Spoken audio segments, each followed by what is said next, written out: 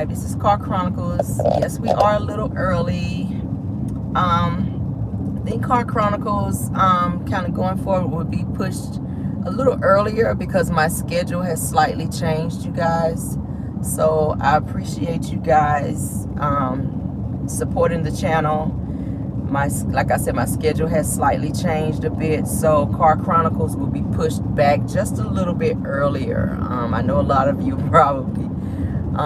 Good morning, Melody McFadden. I was saying that I'm a little early this morning. I'm going forward. It's kind of going. Car Chronicles is kind of going to be a little earlier because my schedule has slightly changed. So I appreciate you guys getting up this early. Good morning, everybody, and joining the Car Chronicles, joining the live. Okay, who we got? Megan, Tyra, Daniels, I see you. Miss Bridget, baby, good morning.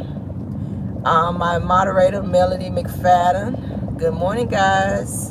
Good morning, Tyra Daniels. Good morning, sweet Lisa. Early morning. Caramel is up early, honey. Up early. We are up early going to get it, baby. So yes, Car Chronicles will be pushed back around this time every morning now because, like I said, my schedule has slightly changed. So I'll be up and out going to get it. Good morning, Michelle Brooks, Miss Sugar Mama. Good morning, you guys. Amanda Burns. Good morning. Says I'm up early too at work. All right, let's get that Monty, honey. Let's get the Monty. I know that's right. Let's get that money, honey. All right. So, all right, Chappelle Cummings. Good morning. Good morning. Yes, we got enough to get started. Let's go ahead and get started. Hope you guys watched the review last night of Love and Marriage Huntsville. It was a pretty good review. A lot of things to talk about. That darn Martell, honey. Lord have mercy when I tell you he was begging, baby. He was begging. Lord have mercy, he was begging. He was on his Lenny Williams, honey, in last night's episode. Yeah, in Saturday night's episode, baby. He was begging and apologizing so much. I was like, Lord, son, had you apologized this much during the time that you were married to Mel and showed her some changes, maybe she wouldn't have divorced you. Maybe she would have stayed. But then again, maybe not, because there was a whole baby involved. I don't think she would have stayed regardless to his apologizing. Because I feel like once that baby came, that it just, you know, that kind of put the icing on the cake for her. Not everybody can stay in a situation like that when you bring a whole human into the equation. Like, that's a lot to forgive. Now, cheating, sometimes a lot of people can say, you know what, we can work through this, let's get past it, let's go to counseling and see what we can do about this in terms of working it out. But when a baby is born out of this cheating, and this, the baby Ariane had was not the only time that she was pregnant by him either. Okay, we got to keep that in mind as well. Ariane was pregnant a total of 3 times by Martell, one of which Ariane was pregnant the very same time as Melody. So you got to think about that. You got to take all that into consideration. Okay, that's very, very difficult to have to deal with as a wife. And then for your husband to tell you, I'm done talking to her, I'm not dealing with her anymore. We saw it on the episode where Ariane called him on a completely different phone, and Melody's sitting there in the car like they were going to some type of event. Melody was like, I thought you blocked your number. And he was saying, I did, but he forgot he had that second phone that he had Ariane calling him on, where he had blocked her on the other phone and went and got another phone. So he kind of got caught up in his own lies, and Melody was just, I think it's the moment she realized, okay, he's really not going to change. And then when she said he hurt his back and had crawled up the stairs and she had found his other phone, or he was going to get this other phone, and he had hidden upstairs in a cabinet in the bathroom to try to hide it from Melody, because she was checking the phone records for the other phone that he had, where she was finding him calling girls. And I was just like, Martell was doing too damn much. I wouldn't have stayed with his ass. I'm just saying. Not with all this mess that's out there now with diseases, and let's keep in mind AIDS is still running around and running rampant. There's some things you cannot get rid of. It's worse than having a child out here. So I'm just like, I don't know how she did it for that many years. 7 years. 7 years Martell was messing with Ariana. Like 7 years, bitch, that's a relationship. That's not just somebody that you just seeing. Like there's feelings involved. There's feelings involved. If you seeing somebody for 7 years, like, ooh, Lord. I don't know how she did it. So you pretty much competing with this man. Well, competing with everybody else that he's messing with, because Melody was saying that Ariana is not the only person that Martell was messing with. But at the end of the day, my thing is this: he pretty much realized a little too late that the woman that he had in front of him was the person that, you know, he should have been respecting and treating the way he should have been treating. You know, Ariana never held a candle to Melody. It was pretty much a sexual connection that he had with her. He didn't really have a mental connection, I don't think, with her, because Ariana just kind of comes off as somebody that's airheaded. Okay, anytime that Martell spoke about Ariana, it was pretty much in a sexual type of way, in terms of saying, well, she was doing this for me sexually. You know, he never mentioned, well, emotionally, she's there for me, and she's doing this, and she's this, she's cooking for me. All the things that you're not doing for me, Melody, she's doing. He would always say that, you know, Ariana was feeling his sexual desires. So that's really all he had her around for. And it's sad that she would, as a woman, would lower herself to just be somebody that he can just come over and jump up and down on, and pretty much leave and go back home to his real life. And she knew that this man was married. You know, why she want to sit here and try to say she didn't know for months or months at a time? I don't believe that. A woman knows when a man has another woman. I'm sorry. You can't spend the night. You can't go out of town with me. You can only call me at certain times. And when you do call me, you can't be in certain spaces. You can't call me at home. You know, you got to go to the car and call me, or you got to drive up the street. Certain things women look for when you're trying to date a man. So at the end of the day, Ariana, she ain't that slow. You want to run around here talking about you got a degree. You ain't that slow now. I feel like Martell was throwing all this money her way, and she started seeing this lifestyle that he was trying to provide for her through Melody, and she got caught up in that because she wound up dropping out of school and everything. She was doing nothing, sitting back on Melody's dime. I'm gonna say Melody's money, because she was the one running the companies. Martell was just the person in the suit. We talked about this numerous times. Okay, but I feel like Martell, I feel like he realizes that he really made a major mistake in terms of messing up his marriage, and he realized that going on this trip with Melody and the kids and the family, like we talked about last night. I just wanted to touch on that just a little bit this morning, because this is the reason why he is acting out. Narcissists act out that way when they don't get what they want. He went on this trip with the whole, you know, intentions of trying to get Mel back, bringing her snacks, complimenting her constantly, you know, inviting the Scotts over, trying to flex and make it seem like that they were in such a great space because she invited him. He felt like it was more because she invited him, when she was really just trying to be nice and cordial and have him around the children, you know.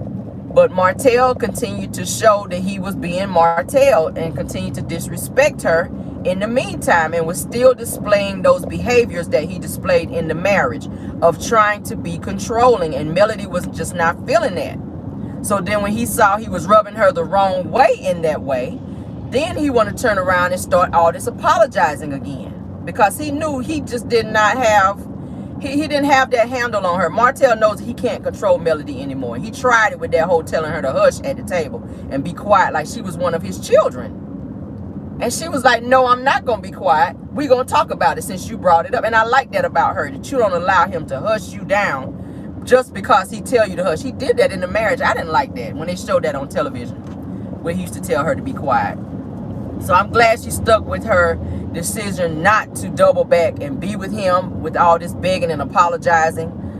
It's nice that he was apologetic, but we see now that he didn't mean any of what he was saying, because he reverted right back to the same person that he was. And like I said, we have an upcoming episode in the season finale when they're going to have a knockdown, drag out big blow up, a big argument, because Martell is going to snap off on her, and Melody, she's going to snap back. So it's going to be right back to the same Melody and Martell that it used to be when they were arguing and carrying on again. Yes, Apollo lying and Testa lying. That's what Martell lives to do, baby, when he cannot get his way. And I keep saying a lot of that has to do with the way he was raised with his mother, who was not there, who did not teach him how to communicate, because she said she had to work. Mama Hope said she had to go to work. She didn't have time to sit at home and be there with her boys. She told them what they were supposed to do when they didn't do it. She disciplined them. So she put the fear of discipline in them if they didn't do what she asked them to do while she was out working her 2 jobs. And then she had her mother, which was their grandmother, kind of peep in and help her in terms of watching them kids, so that watching Martell and his brother, so that she could be out and work and do what she needed to do, because neither of their fathers were there helping her. Martell's dad was in prison, we already know, which he served 20 years. I'm not sure where Martell's brother's dad was. She never mentioned that. We don't know, but she did say he was not around. But at the end of the day, Martell, he has a very big issue with communication. And when he does communicate, it's aggressive. And that aggression comes from him being bullied as a child. And y'all know how bullies are. A person who is bullied, that kind of grows, that kind of grows in them to where they turn out to be bullies. People who were bullied as kids grow up to be bullies. All right? That's just how it works. That's how the cycle works. If somebody bullied you as a child, you kind of harbor those feelings, and then you turn around and the next thing you know, you bullying somebody. Martell is a bully. He bullies Melody because he feels like he can.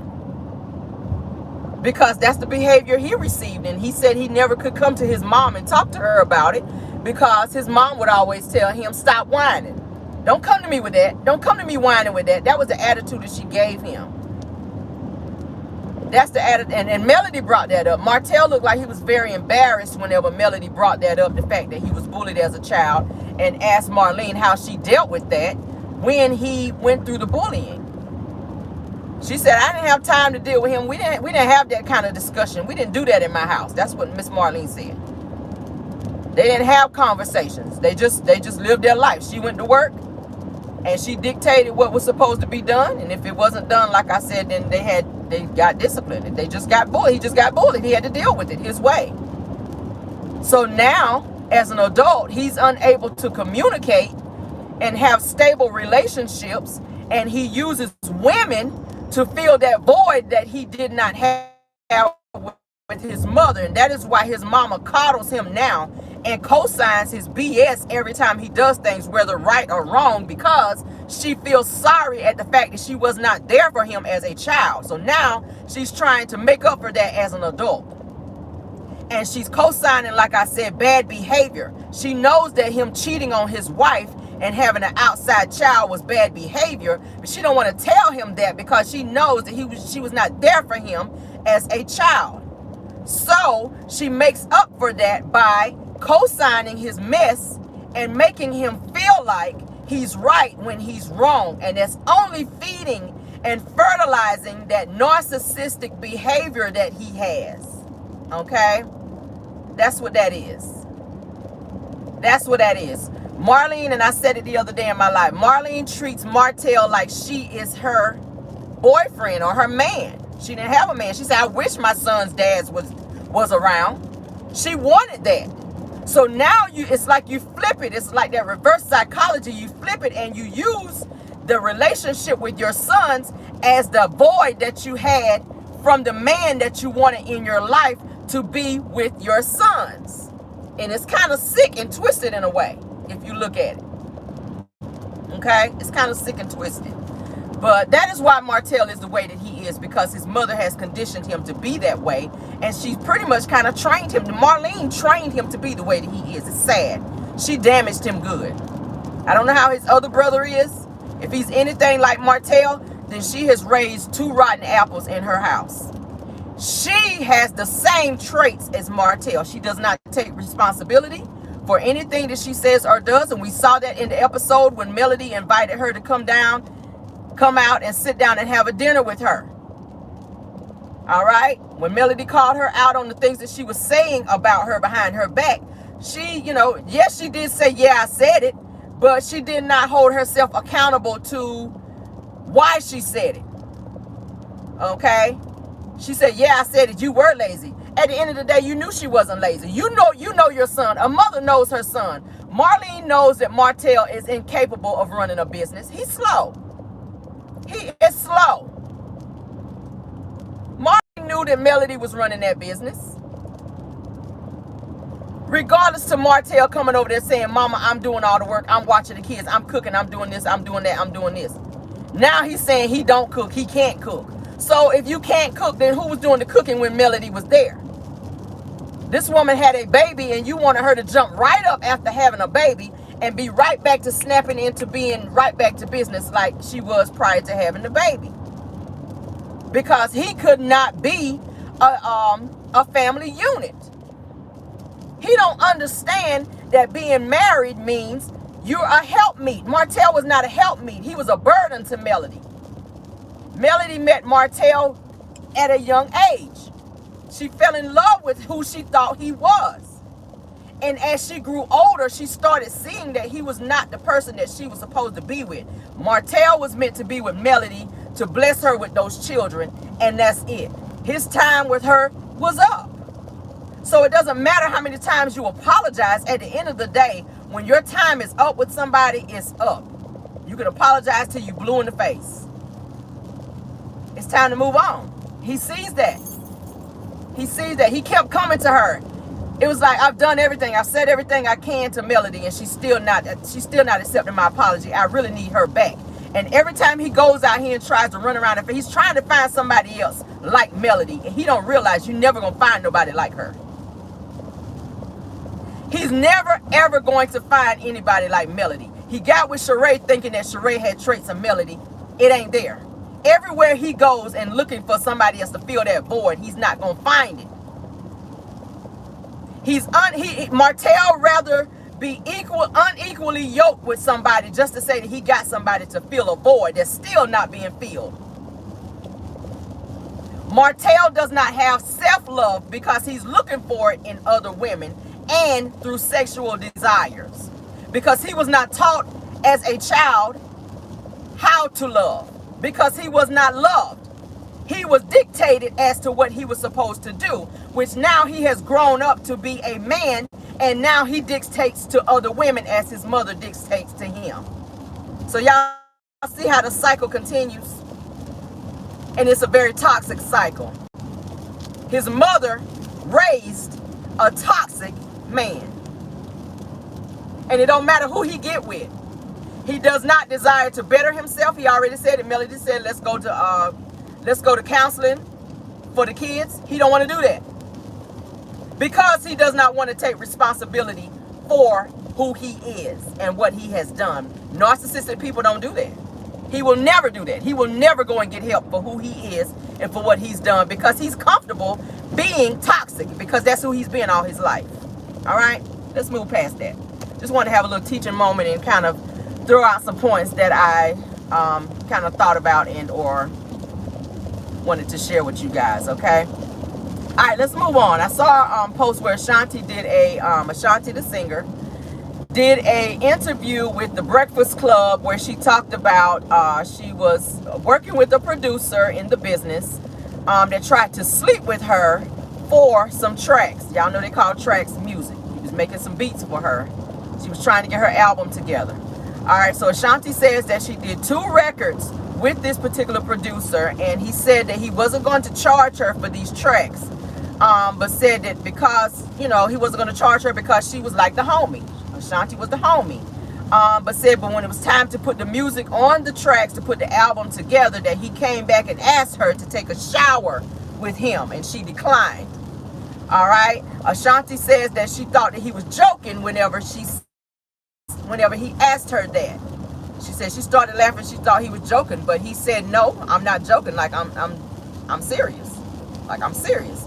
And said that if she chose not to do that, then each track was going to be $40 $40,000 a piece. He was going to charge her $40,000 per track if she chose not to shower with him. She chose not to name who this producer was for legal reasons. All right. But my thing is this, Ashanti, baby, you kind of slept your way up with this situation with Irv Gotti.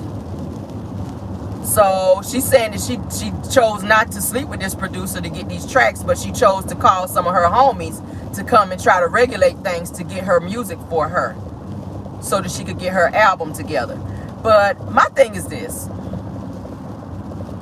I'm to believe that if you were to mess with Irv Gotti, who was married at the time, and you done went and had a whole apartment with him, according to him, and I'm going to say allegedly because he did a whole interview.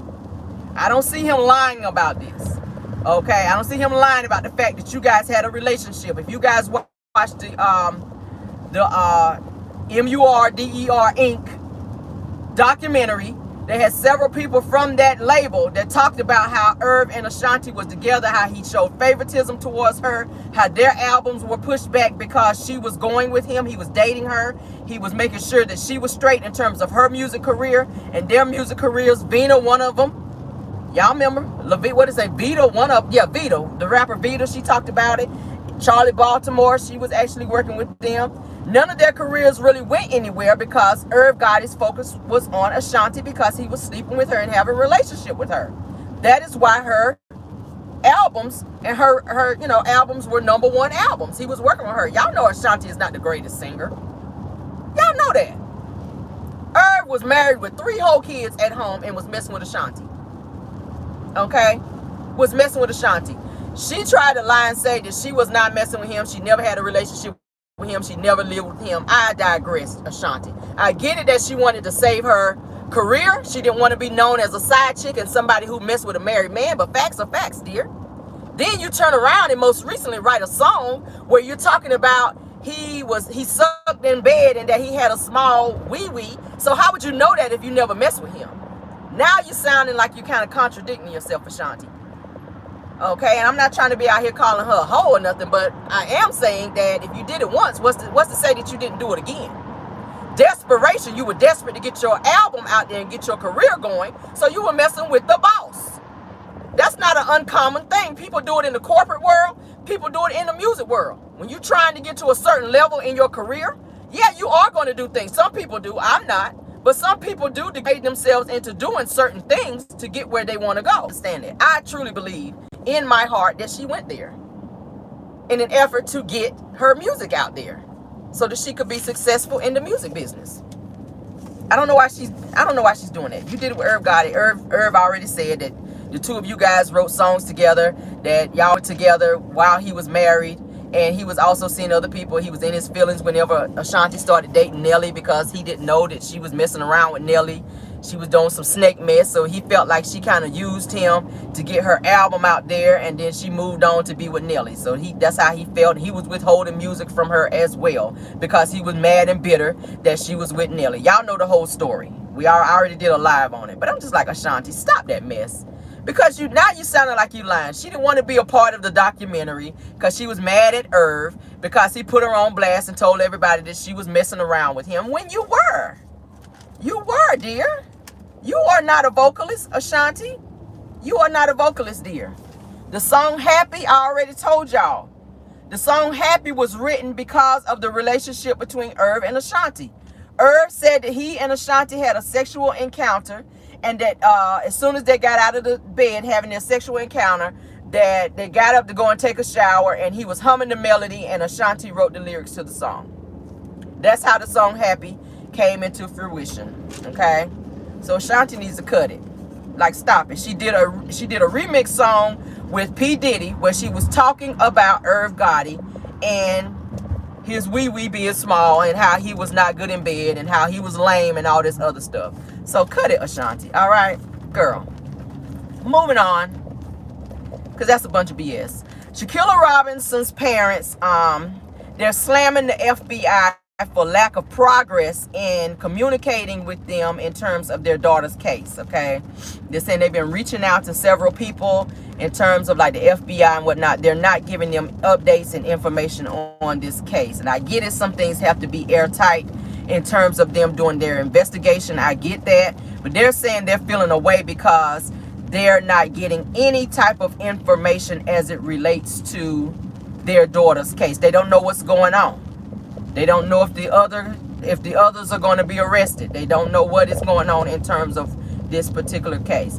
Salamandra Robinson, which is Shaquilla Robinson's mother, feels that the FBI hasn't reached out to give her any updates on her daughter's case, despite several times of reaching out and pleading. She said she's been pleading and asking. Salamandra, which is and Shaquilla's dad, is anxiously waiting for justice to be served for Shaquilla. All right. It says that Salamandra says that her daughter passed away in Mexico October 29th, which we all know, and that the case is staggering along without enough being done to prosecute those being responsible, okay, for her daughter's demise. She's upset about it. Now, Daniel De La Rosa Anya, who is a prosecutor for the state of Baja of California, says that they are carrying out all of the pertinent procedures, such as Interpol alerts, okay, and requests for extradition for 2 Americans, the victim and the culprit. All right, authorities have not identified those suspects as of yet. So, all right, so Dejanay Jackson, as you know, she is being charged with femicide for her role in the demise of Shaquilla Robinson, you guys. All right, she is being charged for that. Per the video, the viral video that was released that everyone has seen. I've seen it a few times because I went through it, like I said, and I kind of dissected it to make sure that I didn't miss anything. All right. So Shaquilla's dad, Shaquilla's dad, his name is Bernard Robinson, is also frustrated, and he also spoke out about the lack of progress with the investigation. Okay, so at this point, I'm just thinking, hey, we're going to have to just be patient, because y'all know extradition, that takes time. It takes time to do the extradition. There's a lot of paperwork involved. Mexico, as well as the U.S., they have to work together in terms of locating these people. Okay, first they got to locate them in order to extradite them. These guys are on the run. So the more that they run, it's making it a little bit harder for investigators to do what they need to do. Yes, there are warrants out, but at the end of the day, they have to locate them. These people are running. They are scared. They know that they are in a lot of trouble. They're going to spend the rest of their lives probably in a Mexican prison. That's scary for them. So they are running like they did the day that they sat there and watched this girl breathe her last breath. So I feel the fact that Shaquilla's parents are ready for something to be done, but it takes time because it happened out of the country. Extradition takes time. This entire situation is going to take time. It's probably going to take months. It's going to take months. And Shaquilla, you know, they're going to have to be patient. I really feel their pain in this situation. So again, rest in peace to her. And as YouTubers, we need to continue to keep talking about this case, to keep this case alive so that it does not go cold, so that there is justice served. And that's the reason Miss Salamandra Robinson, which is Shaquilla's mom, thanked social media and YouTubers and Twitter for talking about this case and keeping this case alive for her daughter. So we are going to continue to do that. I'm going to continue to talk about it. I've said it several times. Any updates that I get, I will definitely give you guys those updates as well, okay?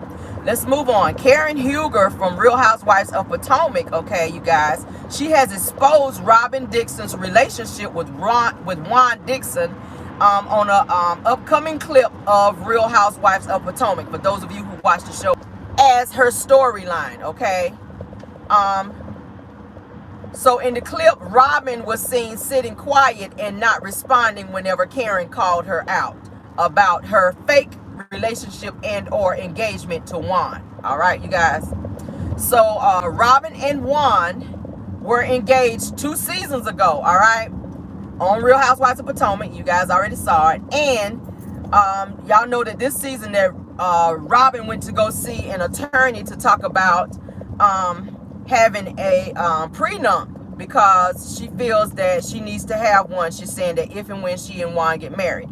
Now, she was asked by Sharice on the show, When is the wedding? Have you guys set a date? Robin says that she haven't really thought about no date.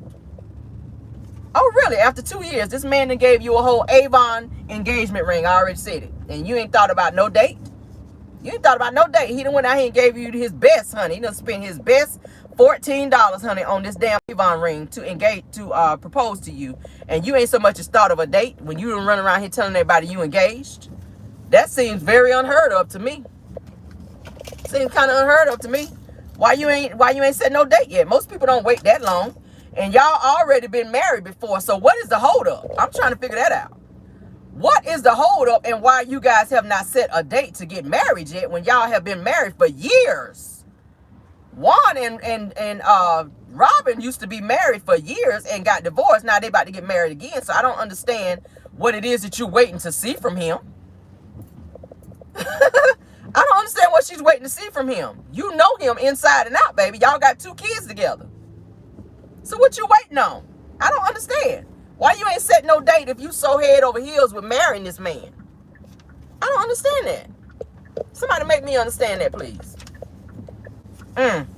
So upon Karen Huger bringing this situation, bringing this to the forefront about Juan Dixon having another woman, Juan pretty much says that he is gonna cuss Karen the fuck out. Those are his words. When he see her, he gonna cuss her out for speaking about that. Okay. Now, if y'all know, in several seasons back, Ashley Darby and some other people had called Juan out about cheating, about seeing him out with several other women while he and Robin were together. Okay. Y'all excuse me. I'm actually at work. Let me badge in here. Yeah. So it's not unheard of. This is something that is like known facts, that Juan is known to be out here messing with other women. So now that he's being called out and Robin is being called out for her fake storyline while she's in everybody else's business and worrying about what's going on with their man, she needs to be worrying about what's going on between her and Juan and the fact that he's out here cheating and using her for a storyline. They're using each other.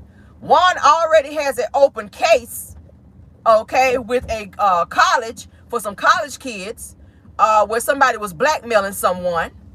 Y'all already know, we talked about it. So he's in the middle of that situation as well. All right. Yeah. Ashley Darby, she shouldn't have been in the middle of that either, because she should have been worrying about what was going on with her and Grandpa. Yeah, she should have been worrying about her and Grandpa. But at the end of the day, yeah, Karen Huger, honey, exposed Robin Dixon, baby. And y'all gonna see that on an upcoming clip, to where she exposed Robin Dixon for her fake relationship with Juan. I said, that's what she get. That's what she get, because she stays in other people's business trying to call them out, all right? But Juan replied that whenever he sees Karen and he is cussing her the fuck out, he was pissed off and furious that that information was put out there, okay? And say anything, honey, when Karen was reading her down and calling her out about this other woman in this relationship. So we're going to see what happens with that. Also, Karen got into it with Sharice on the show, baby, because, and they were about to square off in this particular video that I saw, because Sharice tried to call Karen out to say that Karen was messing around with some man in a bathroom, that she was sleeping with some man in the bathroom. And Karen was bringing out some information about Sharice and saying that Sharice, was seen messing around with somebody as well. So the two of them, y'all know that Karen and Sharice don't fool with each other, because because Sharice had a whole bunch to say about Karen. But yeah, so that's what Sharice was trying to say, that Karen was accused of messing around with some man in a bathroom. Now they tried to say that Karen was messing around with some other man called Blue Eyes in another season or two. So I don't know. I don't know if Ray ain't doing what he needs to do at home, because y'all know Ray is old as hell. She love herself some Ray, but maybe Ray ain't giving her what she needs on the sexual side. That's what I'm thinking, okay? That's what it's looking like. That's what it's giving. So we'll see what happens with that. Y'all know that Sharice is now divorced from her ex-husband now. Eddie Jordan, he is a but a basketball coach. He makes a lot of money. He also cheated on her. For years, he was seeing other women, okay? For years, Sharice's husband was seeing other women, which is why he chose to divorce Sharice, because he was not feeling her no more, okay? He was not feeling Sharice anymore. She done went out here and spent all this. She was spending money left and right. Okay, while his ass was out here running around with all these other women. All right, he didn't want Sharice no more. Because Sharice was so busy worried about other people's business and who they were seeing and what they were seeing that she didn't even see under her own nose that her own husband was running around with somebody else, which is so sad. People need to mind their business, okay? Mind your business so that you can see what's going on under your own roof. And that's what I have a problem with people. But that's pretty much all I have for you guys this morning. I can't wait to see that actual clip because, yeah, Robin, like I said, she stays in other people's business and be steady calling people out about what they got going on and who they with and how their relationship is going, when everybody knows that she's using Juan as a straight up storyline just to be able to stay on the show, because that's really all she's got going on besides her trying to sell these stupid ass hats. I mean, that's all Robin got going on. She done went out here and bought this house that she ain't got Juan's name. Juan's name is not on that house. So it's pretty much like they're living as roommates, okay? And they've been together, like I said, forever. So why they have not decided to go ahead and get married now is beyond me. Because like I said, they've been married for years before all of that. Robin made Juan lose all of his money because she invested in some guy who was on some type of fraudulent mess and wound up losing a great deal of Juan's money, which caused them to get divorced because they could not get, they could not get away from that. They could not get beyond that. So they wound up trying to be friends again, and they started dating again, and now they're trying to allegedly get married again. But I don't think they're going to ever get married because I think his focus is somewhere else. I don't think that he really loves Robin like that. I think he's still mad and harboring feelings because he lost all of this money that Robin made him lose whenever they went through what they went through. But that's all I have for you guys. Thank you guys so much. He said you can call me. Ray, he does love Karen. He loves Karen, but I think that Ray is like old as hell. And y'all know Karen, honey. Karen, she's out here getting her body fixed and she's trying to look young. Karen is trying to look young. I don't think that Ray is handling what he needs to handle in the bedroom with Karen, so she might be stepping out. And it might be an agreement that he's okay with that. Y'all know some marriages are okay with that when they're old like that. Ray is way older than Karen. So I don't know if they may have like some type of an agreement. Maybe Karen didn't want that to be out to where the other women knew about it. I don't know what the situation is with that. But at the end of the day, it is what it is, child. Hey, if they like it, I love it. All right. Hope you guys have a great morning. Thank you guys for being here. Can we get some more likes? We have 138 of you guys in the building and only 52 likes. Really? Y'all sitting on the likes like that this morning? Can we get the likes up? Can we get the likes up? I gave y'all some good information this morning. Good morning, Got Truth. Thank you so much. She says, bye, Caramel. Hit that like button, Miss Truth, before you leave. Thank you for being here. All right, y'all have a great day. It is Monday. We're starting the week. Y'all have a great Monday. I will try to get back and do another live later on today, okay? Have a great day and goodbye.